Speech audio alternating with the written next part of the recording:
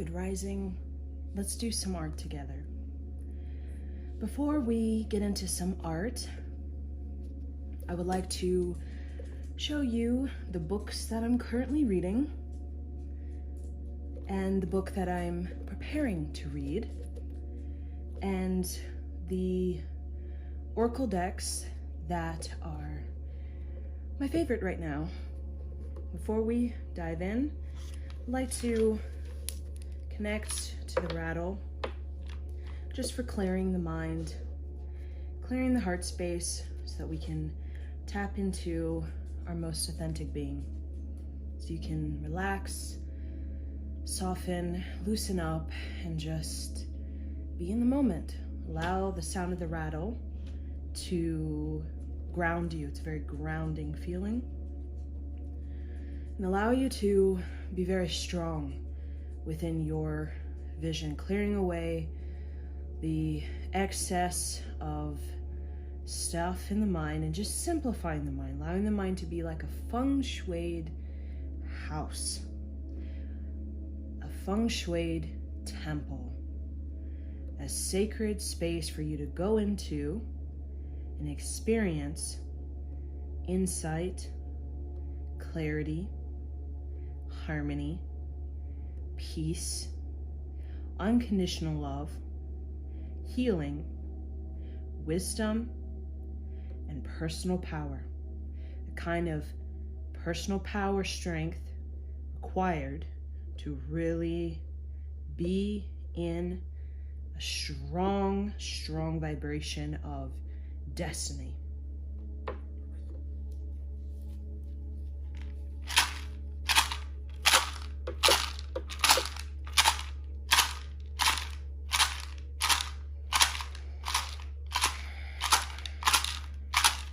Take some long, deep breathing through the nose.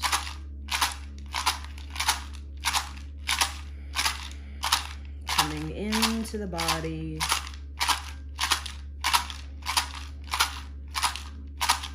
Imagining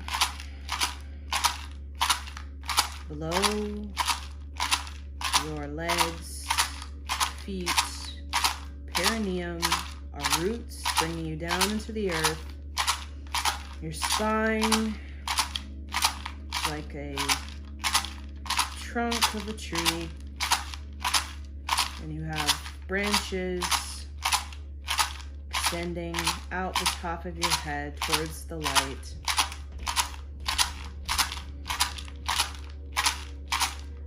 And the branches bear fruit. Either it is pears, oranges, bananas, apples, or you can imagine you are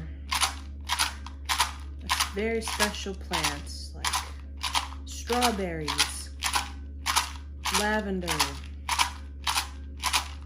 chives, rosemary,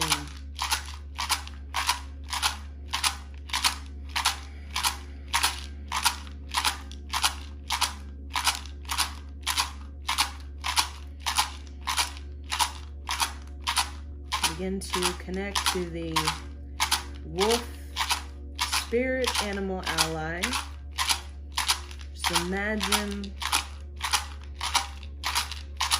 a wolf around you, protecting you. And you are highly protected by the divine.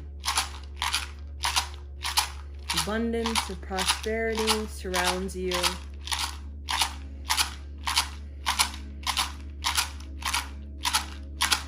Connected to your soul tribe, and you're doing the creative work that you're meant to do in this lifetime. You're experiencing the reality of your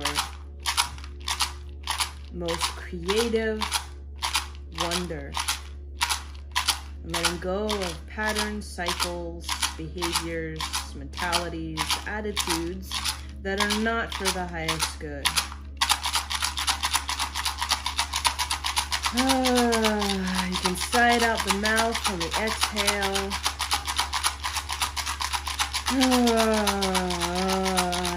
Letting go of everything that doesn't serve you, the fear, the doubt, the anxiety, the worry, the frustration, the anger, the pain, trauma, the shame, the negativity, letting out the negativity.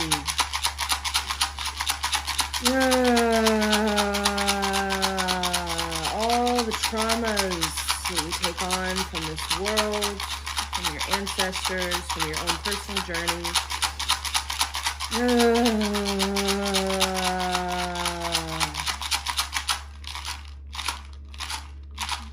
See yourself in perfect harmony with yourself, with others, with earth.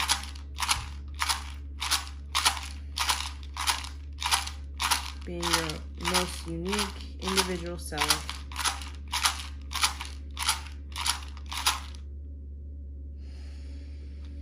Whew. This is my beautiful rattle. It's my elder called it the crazy woman rattle. It has a little sea turtle at the end. Little shell I got from the East Coast. Inside this little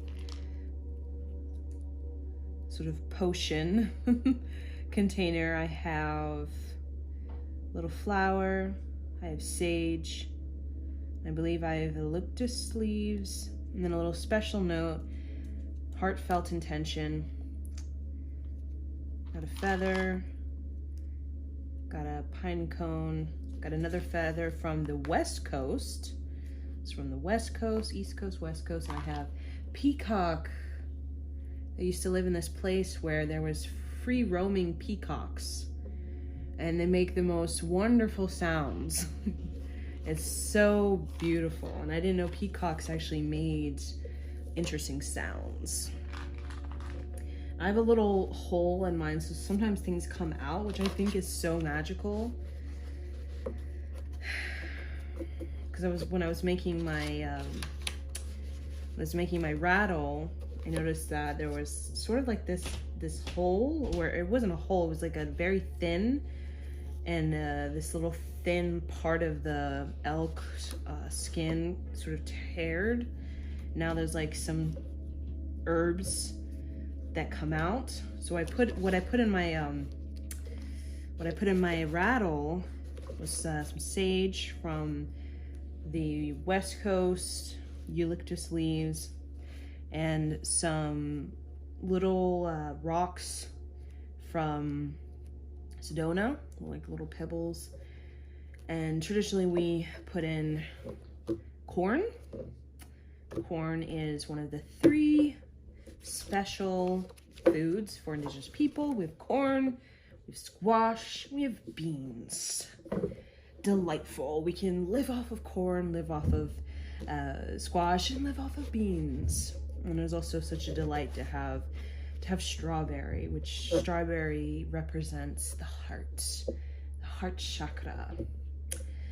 So currently, I'm reading this book. I'm almost finished with this book. This is a series, Samuel Sagan, Lantean Secrets. This, I believe there's 3 parts towards the end. It's very, very mystical, but it's also very much not a difficult read. It's very exciting. If you're into like the wizarding world of Harry Potter, this is very much will transport you to another time, another dimension, another place. You get to experience the characters learning how to step into their gifts, their spiritual gifts.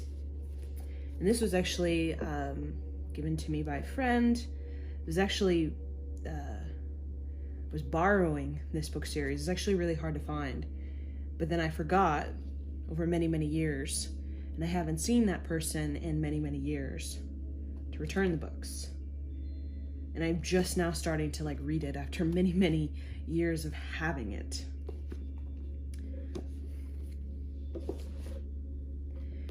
And what I'm reading currently right now, a lot of times before I go to bed or right when I'm waking up, Manifest Now. So I'm really into doing some mirror exercise where basically you look yourself in the mirror and you do some affirmations. There's actually some affirmations in this book that you can work with. So I am manifesting financial freedom to do anything I want. All of the money that you want is available for you to receive. All you have to do is allow it into your existence. Abraham Hicks. So working my way through this beautiful book for really getting your mind to the flow of the universe. See the little phoenix, the cosmic egg, unlocking the heart, unlocking the third eye, the key, which is the higher self. We see the little tree of life, sacred tree, the heart, with roots coming out of the heart, connected to Mother Earth.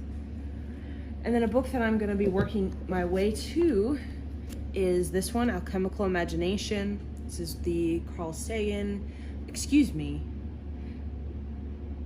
Jung. Carl Sagan is a wonderful person to invest time in researching and reading books from. He actually wrote the book for the movie Contact, which is quite interesting because I love the movie Contact. It's about basically extraterrestrial group of advanced beings send a signal out through the universe of a design that can basically be engineered into a physical transportation device that can transport advanced beings to other planetary systems, other galaxies, where they can interact with other extraterrestrial beings, advanced beings, for just self-discovery and expansion of one's civilization and one's bringing unity throughout the galaxies, throughout the cosmos. But this is about alchemy. And Carl Jung is basically incredible creative mind, genius, and he was really into psychology, but he was also considered a mystic. So he brought a lot of that mystic, esoteric perspective to traditional psychology. I think he really revolutionized psychology, brought it into greater understanding of the mind, the psyche, connection to the world, the connection to ourself, this human experience. So I'm working my way to that book. This is one of the decks I'm really loving right now.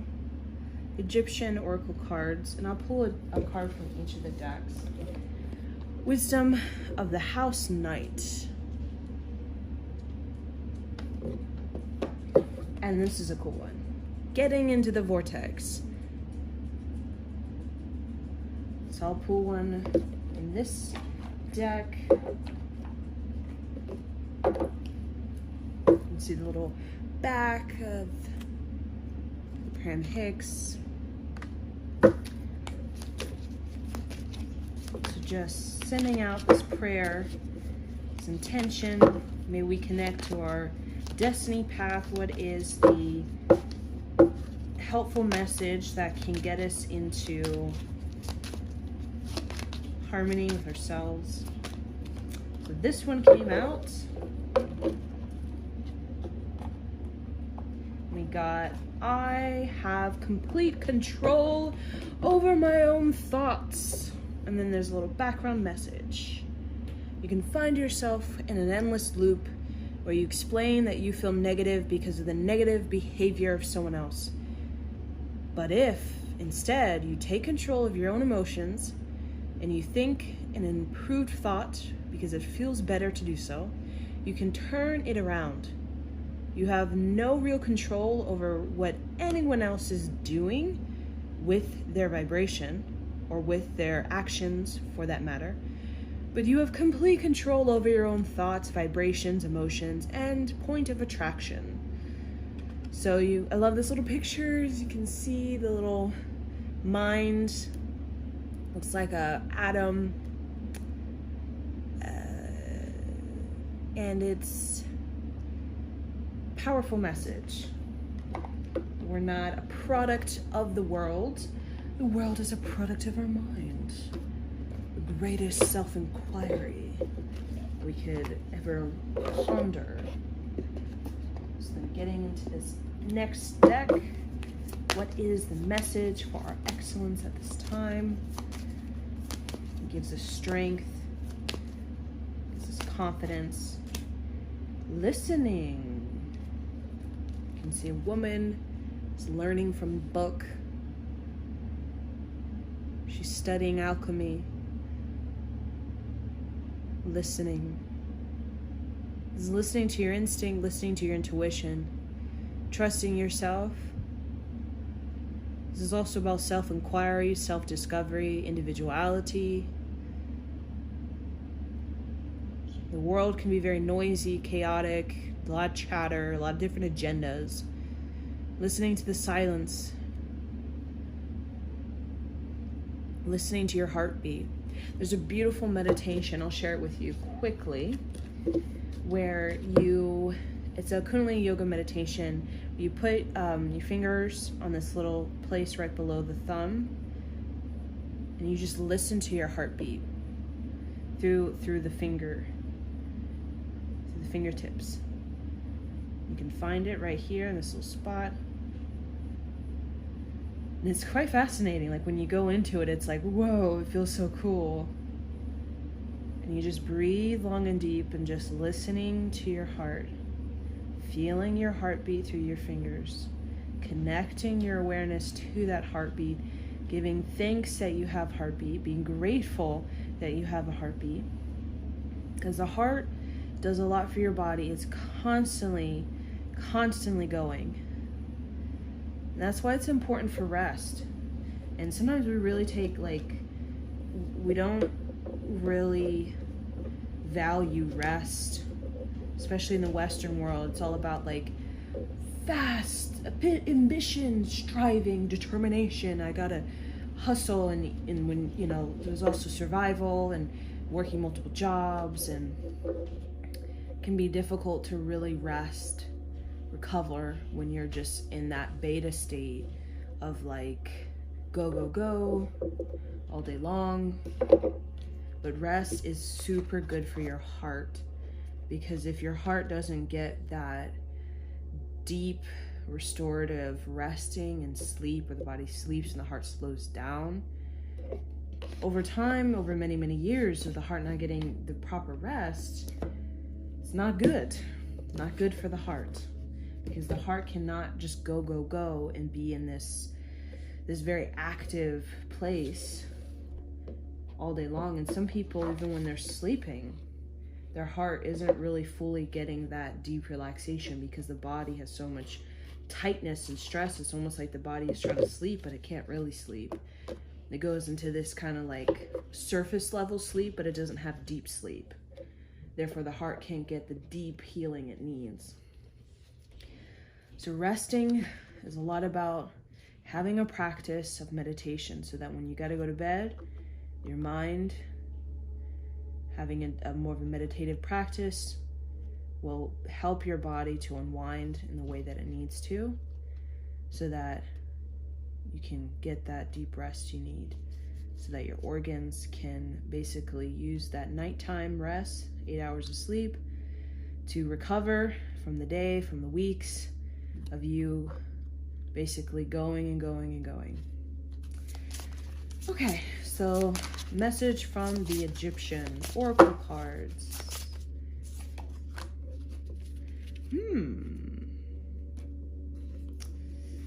It's a beautiful image. I love this image.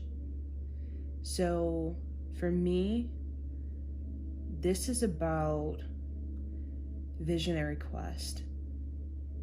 This is about getting in tune with your vision of what you want your reality to be. This is about getting in touch with the alchemy. You see this blue and these little blue beings, and the same kind of blue beings as like Krishna. And then we see this sort of this top hat, which represents thymus gland. So getting in touch with the visionary quest which is a deep sort of pondering, a deep concentration, a deep retreat, deep meditation, where you are basically getting in touch with what you are meant to realize in this life, actualize, potentiate into the world. As you see these scrolls, the scrolls are like journaling, working on some prompts, psychology prompts,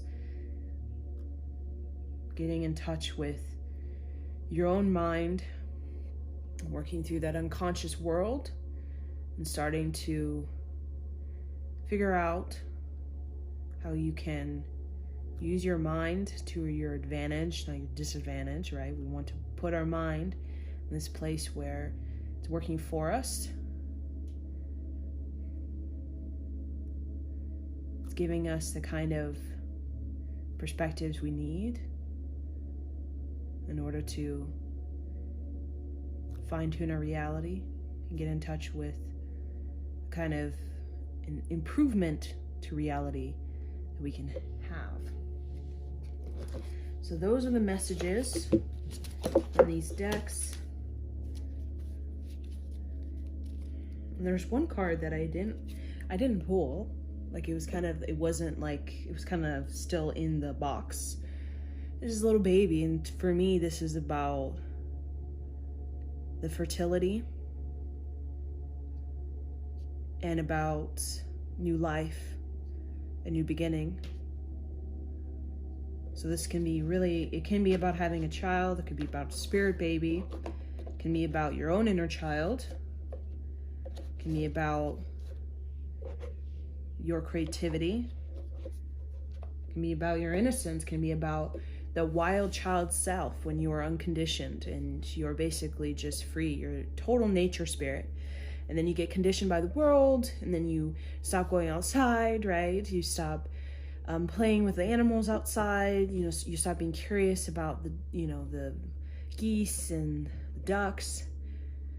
So this is about getting back into that nature spirit flow where you're constantly learning from nature and you're wanting to support and help nature by creating an ecosystem that allows all species of Mother Earth's creation to thrive, not just your own, right? All species. And there's a sort of harmony in that and a compromise in that. There's a harmony, there's a compromise, especially in Amazon jungle.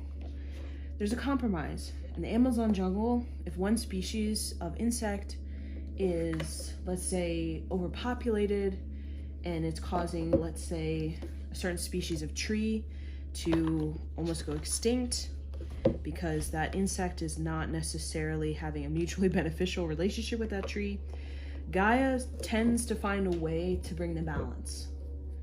So either that be like a massive decrease to that particular insect population, or that tree that's in that area will be removed, would be basically seeded in another place so that it can better thrive, because everything is trying to find that equilibrium.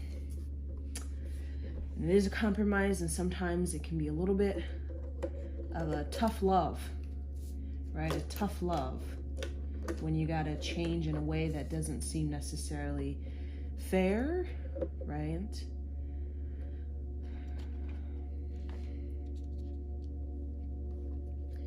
So going into some art, I'm gonna work with this small sheet. And I'm playing a frequency. I actually sleep to this frequency, and the frequency is 639 hertz, heal heart chakra, and it's a love energy. And I like to play this like all day long. Like I play mantras literally all day long. So going into, I like to work a lot with the cosmic womb.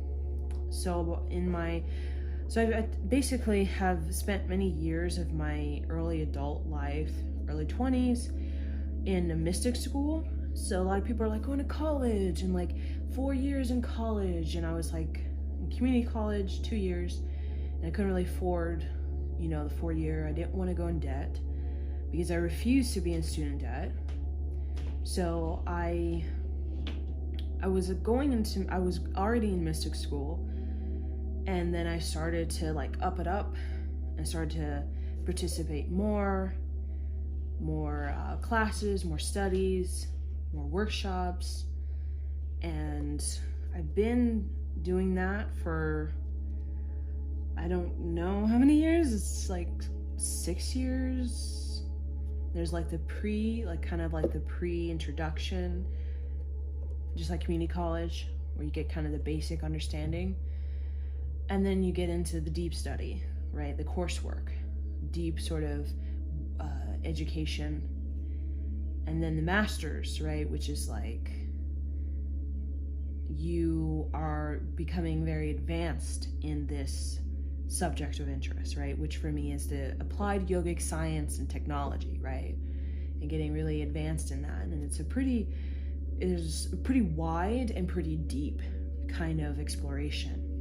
And it can take you down many different sort of avenues, like theology, archaeology, psychology, and they're all kind of within this mystical intelligence. You can get into alchemy, mysticism, esoterics. You can get into art, sacred geometry.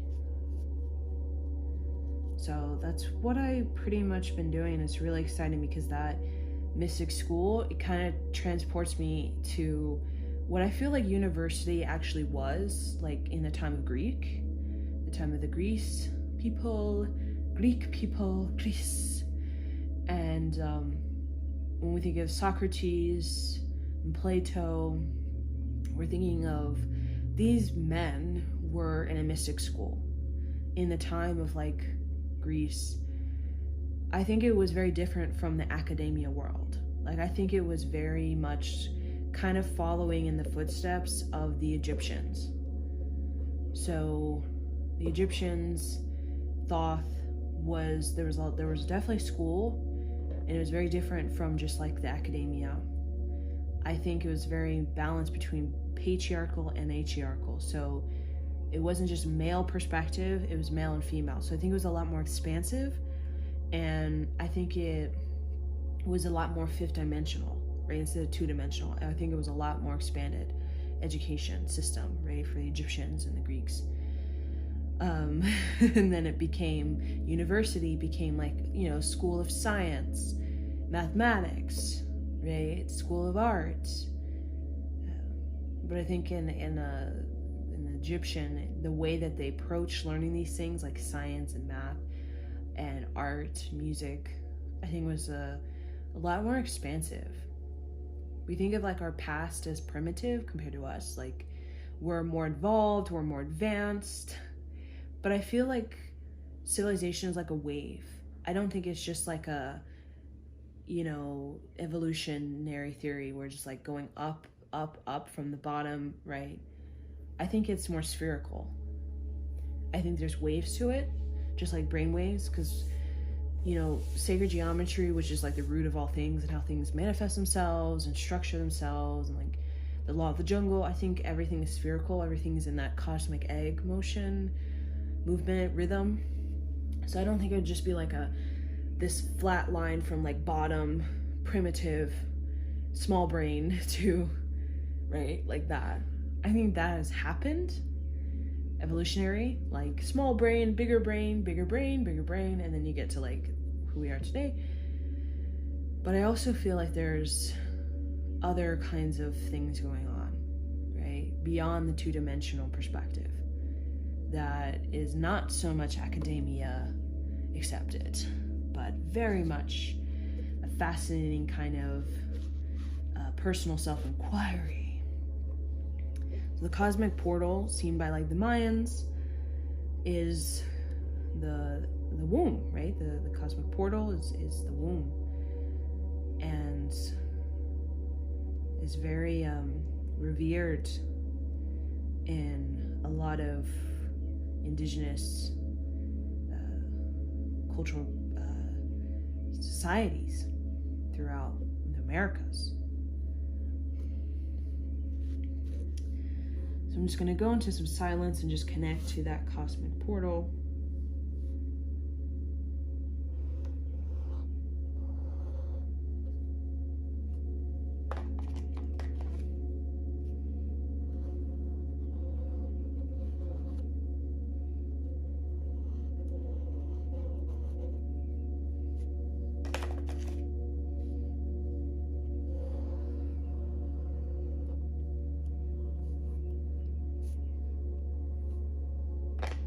Also really love symbolism. I find it fascinating.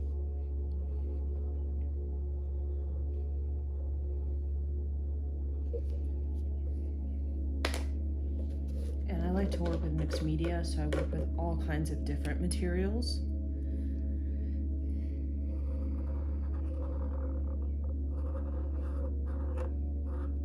I think art is a way to really tap into your psyche and use art as a way to kind of fine-tune and balance out your psyche.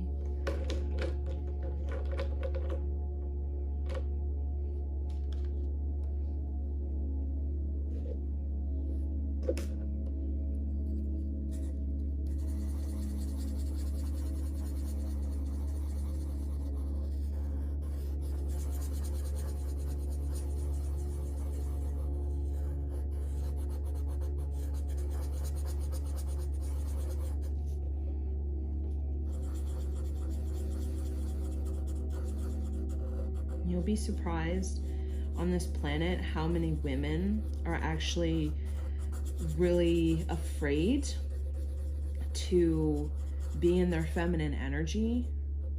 Like, there's a lot of women on this planet that are really, really afraid to be in their feminine wisdom because of how much belittlement, discouragement there's been collectively towards women really being in basically embodying their cosmic portal. Like, that cosmic portal is like open in the sense of, like, you know, co-creation and creating life, but really tapping into its wisdom. It's like women have kind of blocked the flow of wisdom from really coming through because they're so afraid to be alienated, to be outcasted, to be removed from society. Not too long ago, a husband could basically send his wife to an insane asylum just because he wanted a divorce. You know, and back then, you know, you can basically go to an insane asylum pretty much because a man or men in society thought that you were witchy or thought that you were emotionally too, you know, lunar, you know, you're emotional, and that means that something's wrong with you, right? So, I mean, it's not something to laugh about, but laughing for me is a way to, like, bring in the lightness, because some of these things that we're going to deal with on this planet, it can feel really heavy, so we have to bring some kind of lightness into it. And I don't know what men were thinking back then about doing that. It doesn't make any sense to me. But I think that's been a major imbalance for this planet, is the patriarch really thought that he could exist and thrive on this planet completely on his own without any kind of wisdom from the woman, right? And he figured out, like, well, he definitely needs a woman for co-creation, right? But then women became only just that, a tool for just procreation. In the time of the Bhagavad Gita, there was a matriarchal society, and the derobing, which was a symbol, right? In the Bhagavad Gita, the derobing, where women were basically being forced out of their position of power by men, that was a very significant event. That was an event that changed everything, and that was like 5,500 years ago. And basically, men wanted to exert their own power, so they took it from women, right? Because women had a lot of power in certain times of history. In the Vedic social structure, women actually were responsible for finances. They were the ones that were in charge of finances. They were like the financial accountants and things like that.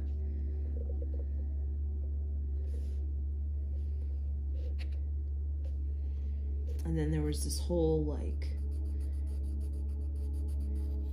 making it seem like women were unfit. In order to make somebody unfit, what do you have to do? You have to ruin their reputation, right? In order to make it seem like someone's unfit to lead or someone's unfit to have a higher position, you have to make it seem like, right, like something's wrong with them. So basically turning women against women, as a lot of women would even sort of turn in their own women, right? Their own community women to these men, you know, that were basically starting this witch hunt to kind of capture the women that were kind of different, put them in line.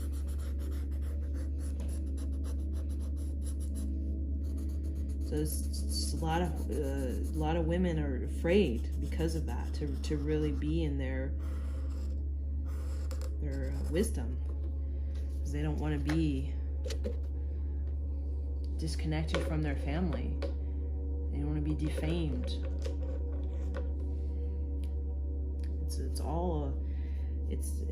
We're all have that in us, all women.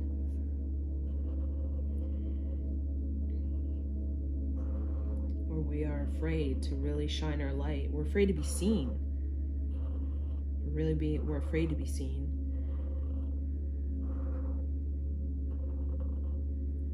We're afraid to explore our sexuality. We're afraid to be in our wisdom. We're afraid to honor our emotions. We're afraid to be individuals and think for ourselves. But now is the time where we get to really change, get to progress, get to evolve beyond that.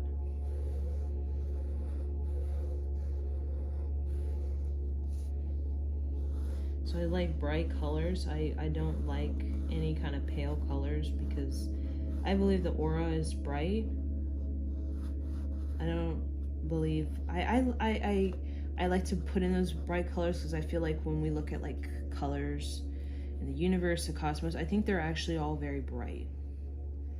I don't think they have any sort of pale colors. I think it's all quite bright. And I love the brightness, the shock of it. Because I think colors is meant to kind of awaken something in you, like your potential. It's meant to give you impact in a way that gets you in the flow immediately.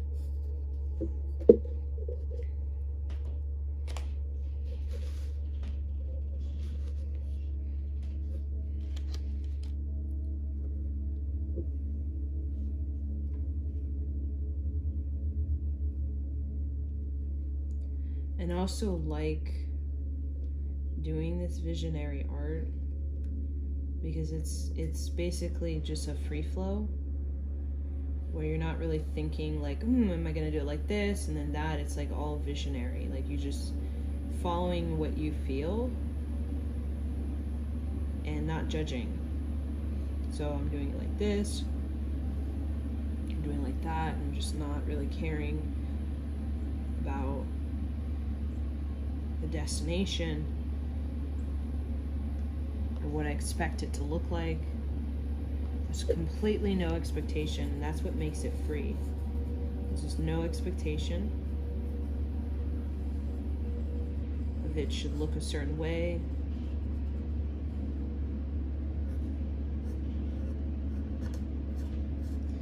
lot of women have difficulty using their voice.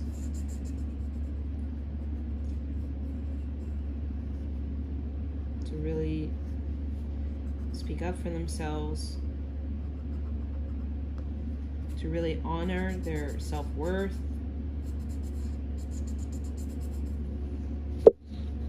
So sometimes we can put up with things that we would not put up with if we really were in our self-worth. Because more than men, right? We think men want to fit into the world, right? Men are like, fitting into the world, you know, use your ego. But I think women actually really want to fit more into the world than men. In the sense of, if a woman can fit into the world and be accepted by the world, that's a sense of safety. And the one thing that women kind of has lacked is that real feeling of safety.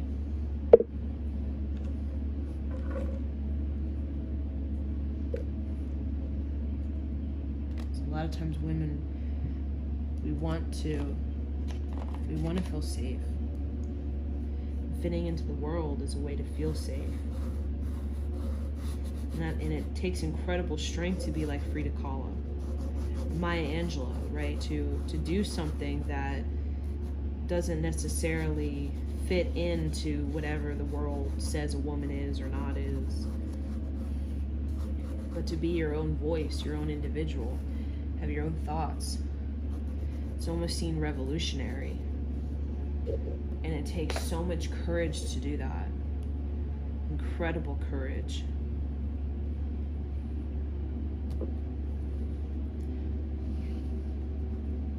So I also like to work with geomancy. So geomancy is like Morse code. It's a dot system. So we have 1 dot, 1 dot, 1 dot. 1 dot is called via. And that basically means the flow of life. The geomancy I'm doing is the head of the dragon.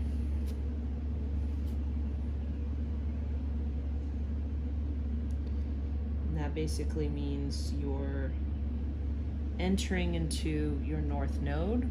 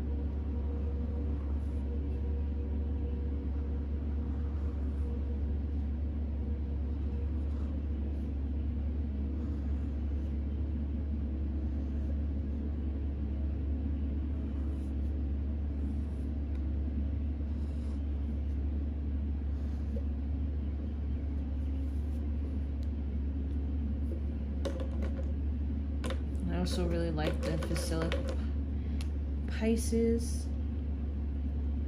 That's it's like a universal symbol. It's very, very special.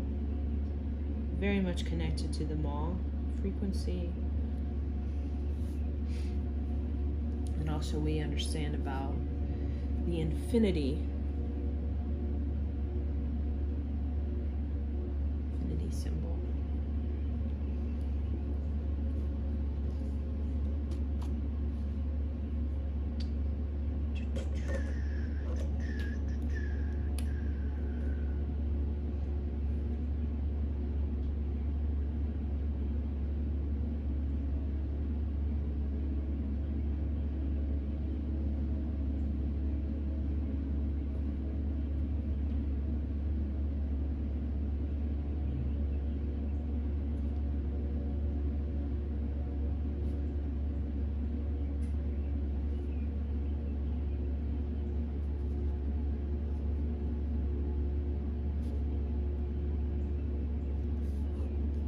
Even I have a lot of thoughts sometimes where I just don't want to be seen, you know. Like I think it comes from like ancestral epigenetic stuff, afraid to be seen.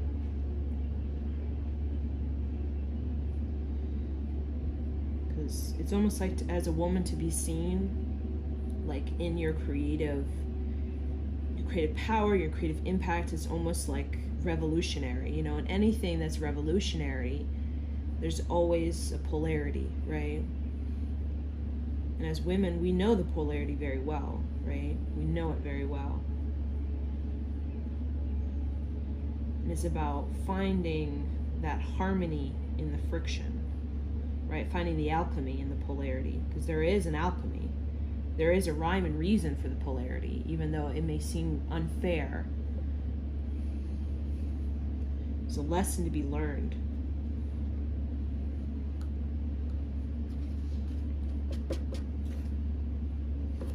So I feel pretty content about this piece of work. It's like a little piece of art. We call this Cosmic Mama.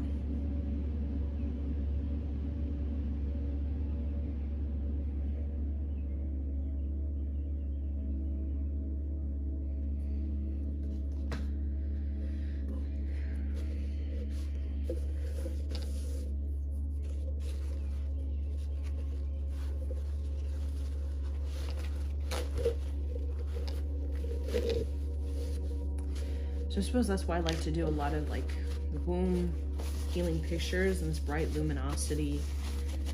It's my way of healing my own sexual trauma and my own relationship with my body. I've had a weird relationship with my body, with my like female, right? There are thoughts of like sterilization, and you'll be surprised how many women, young women even, have like had thoughts of like sterilization. And I think it's this collective thing where a lot of women these traumas are coming up to the surface, right? These traumas of our past. And it's like it's coming up now, right? In these 3 generations that are alive. Myself, my mother, my grandmother. And even the generations that are kind of still with us, the great-grandmother, right? That are here guiding us, who maybe have chosen to be like a spirit animal ally. They're in the spirit, helping us. These things are coming up. And it can be very, very intense and very daunting, these kinds of tasks that we're being guided to do, which is heal 14 generations of cycles and patterns and learn karmic lessons that it's taken 14 generations to finally get to a place where we can actually work through it and resolve it and process it.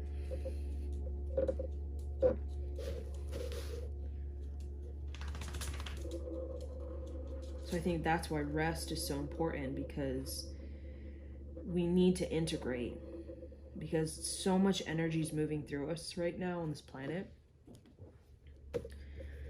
And if we're not going to give ourselves rest, it's like we're not going to be able to recover, because things are moving really fast and you need the time to recover, or it's just you're going to get burned out by the energies that are happening on this planet, within you, around you.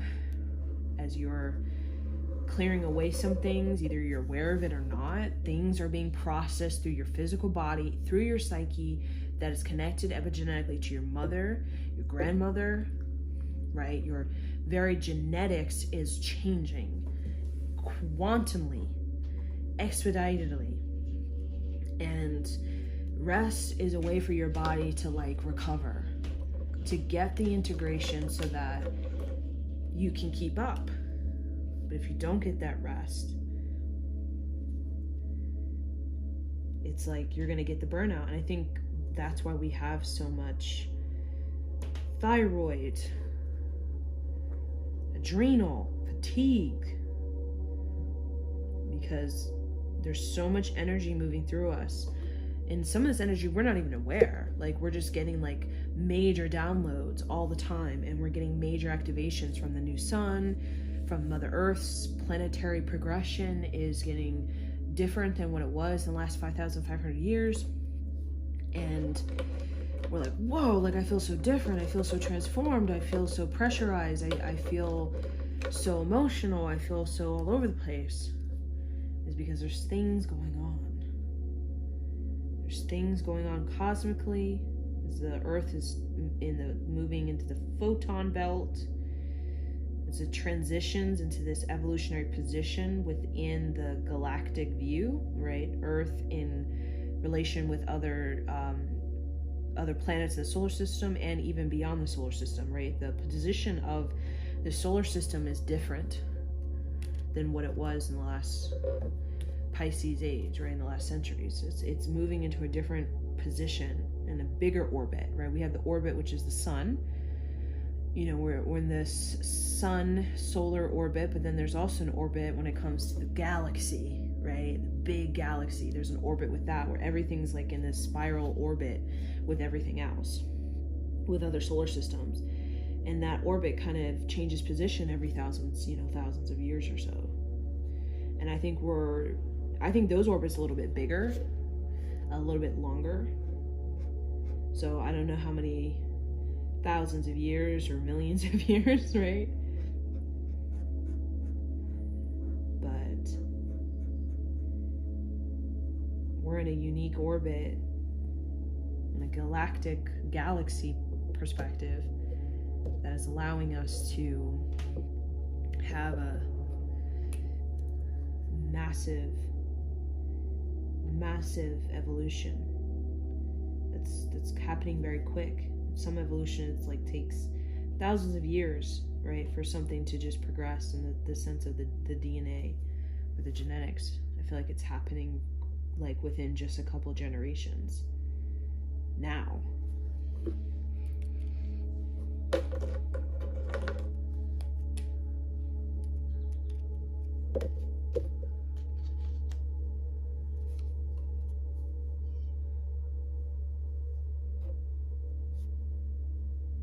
So I think it's very important to find your healing modality, right? Whatever that may be for you. It can be dance, that can be kung fu, jiu-jitsu, qigong. It can be gardening. It can be reading books about psychology or fantasy books, Harry Potter books, writing poetry. You need to find your healing niche, something you do that puts you in the flow of the universe, that makes you very strong and resilient. Because when things are going on inside of you, massive change is happening, massive reconstruction to your very DNA is happening. You need to have something that can really help you be able to deal with the storm in the best way possible, to make you a bison in the blizzard. And I really don't feel video games. I mean, there's a time to check out TV. I love TV, because sometimes in the day, I really challenge my mind a lot. I always pushing myself, and TV is a way to kind of just decompress and do nothing, because my mind's usually always doing something. But too much of that, I wouldn't see that as a positive coping mechanism, like doing jiu-jitsu or qigong or painting or reading a book. I feel like that has a lot to do with putting your mind into this cleanse place. And sometimes TV can be, especially now, it can be a little bit neurotic, very fast, a lot of lights, moving frequency, it's very compressed frequency. That sometimes can fill your mind with just stuff, subconscious stuff, horror movies, filling your mind with just a bunch of subconscious stuff. And doing something that's really healing is almost like you're unloading your subconscious stuff and you're processing it and you're actually cleaning it out. You're not putting more stuff in, you're actually cleaning it out.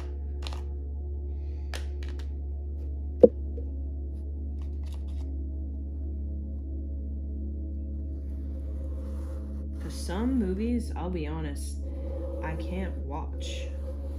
Like, I used to watch horror movies, like, no joke. Like, I didn't watch Saw. Like, that one I could not watch. But I've seen Hills Have Eyes. All of them. Many times, right? And back then, it's like my psyche could handle it. But now, since I've done so much meditation, Kundalini, I was like, man, what was I watching? Like, that was just total trash. You know, like, from my mind. Like, dumping in this stuff that's not helping me. You know? And I stopped going to movie theater when, I don't know how many years, like 7 years ago. I went to go see the Beauty and the Beast with Emma Watson from the Harry Potter. And the full screen, loud screen, I don't know, advanced screen, it was so painful. I literally had to leave in the middle of the movie. I literally had to leave. And I remember my mom driving us home, and I literally had to take, like, medicine immediately, like when I was in the car, like Tylenol or something like that, because I was in so much pain. Like, I felt, I would, like, literally was, like, had my head in my hands, like, hunched over. I was, like, rocking back and forth. Felt like I was gonna get sick. My brain felt like it was, like, gonna burst. And then I just realized that there's something about the sound, the light, the frequency, the volume. It just felt like a whole system attack. That's kind of what I felt. So I think when you become more of a sensitive human, which I feel like is the future human, it's that sort of that loudness. Like, concerts can be like super loud and so much light, you know, and frequencies, and it's like, whoa, you know, to the sensitive human, it's like, whoa, this is too much. So I'm the type where, you know, I always have, like, if I go to a concert, I don't just have, like, the earplugs, like, you know, like the little things you put in your ear that you like, maybe like $1, right? You get at the store or whatever. I bring, like, the ear thing, like you know, the earphone, like you have your iPad or iPod or music. Like what you let kids wear. Like, I do that because I can't handle certain, like, frequencies, the lights and the sound. I remember when I was a kid, I went to Enrique Iglesias, right? My mom was really into him. Like, Enrique Iglesias. He was, like, you know, he was the vibe. He was the vibe. Like, my mama loved him. Enrique Iglesias. And of course, his father, right? You know. And I was in the bathroom. Like, a lot of the time. Because I just couldn't handle the sound. Like, I just couldn't handle it. It was really painful. And it wasn't that loud. And I wasn't that young. I was, like, maybe 10. But I couldn't handle it. So I think there are certain people on this planet that are more sensitive than others. And if you're one of those people, you've probably had a similar experience where you're very sensitive to certain light. You're very sensitive to sound. It's almost like when you think about animals, like dogs, cats, turkeys, you know, they're very sensitive. And if you put, like, a turkey in, like, a concert room or movie theater, it would probably freak out. It probably would freak out because it would be so sensitive to all that light, that sound, all those people, and it would probably freak out. Just like how birds freak out during fireworks. And there's this thing where sometimes birds freak out so much during fireworks that they go into this suicide, like, thing where they just like, they think like, you know, they're in panic, and then they just kind of like, you know, end their lives because they're so much in distress.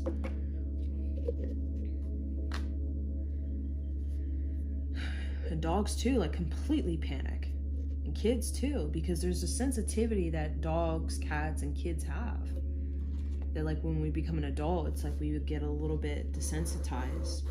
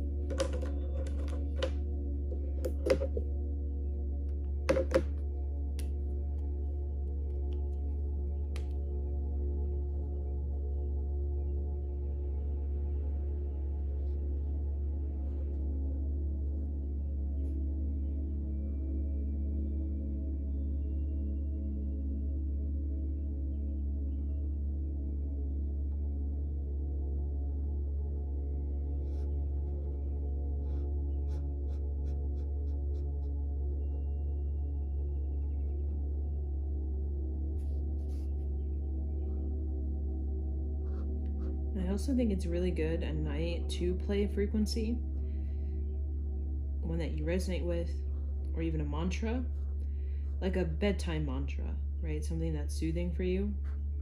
Because when you sleep, you can really like clean out your mind.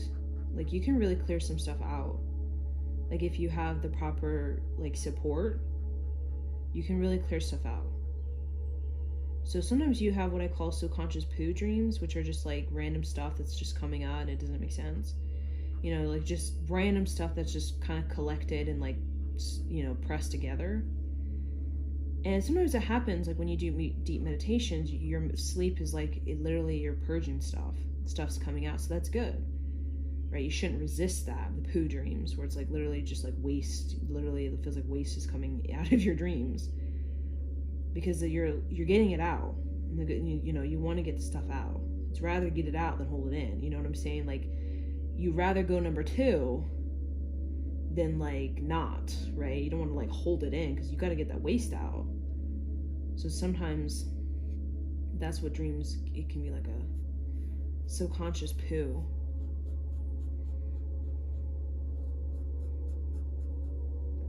And you're like, dang, like this is like subconscious poo's coming out. Like this dream is just doesn't make sense. It's just random stuff. And just like surrender to that.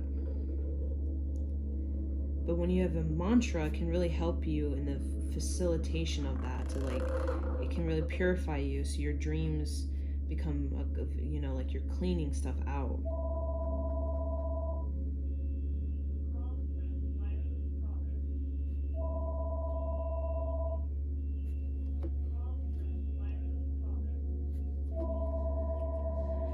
So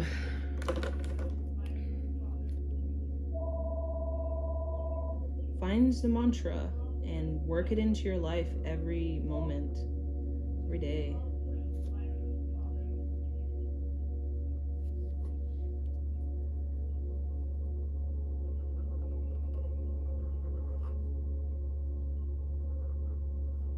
You will feel a lot more mentally equipped to handle the things of this world.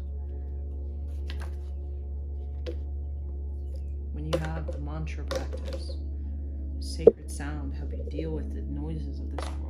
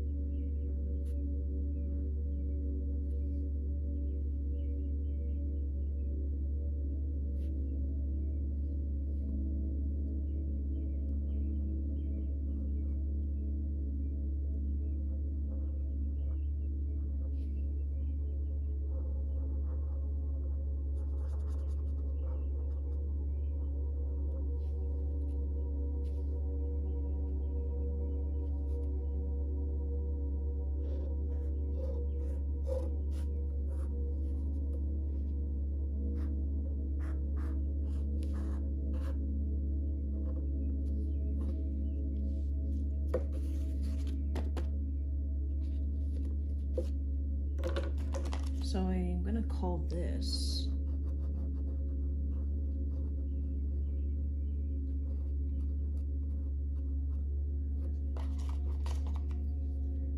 Cosmic Lightning, because I feel like a very electric energy.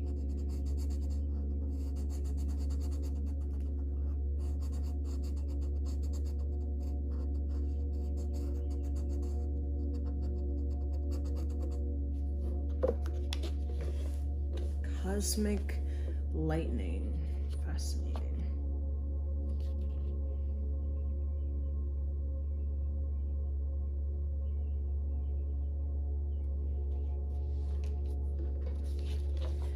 So I hope you enjoyed your art class with me today, as we just explored art, tell stories, share some personal wisdom, to connect more with our inner child, nature spirit, and our creative destiny, the reality of our greater potential. Thank you.